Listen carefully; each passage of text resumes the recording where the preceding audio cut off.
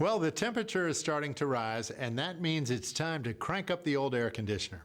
But before you do, here are some things to help you stay comfortable, and even though we're in the repair business, avoid a service call. First, inspect the exterior fins of the unit.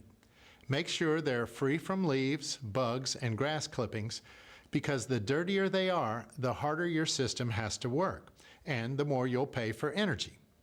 And you'll almost certainly shorten the lifespan too, which means a big bill if it doesn't stay clean and serviced. A plain water hose and brush work just fine for cleaning the fins. Make sure to turn off the electrical supply first. Always make sure you do that. Second, though shade over the unit is a great idea, here's a good rule. Keep trees and shrubs at least 2 feet away from the unit. This will just help the airflow and keep it from getting dirty too quickly. Now third, make sure your air conditioning unit is sitting level. How do you do that? Get a level.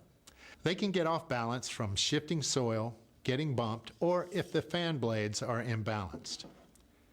If your unit vibrates badly when turned on, that'll need professional rebalancing. So if you like your fingers, do not attempt this at home. Just give us a call or an email. So now, for inside your home, main thing, check these, your air filters, and change them about every summer month.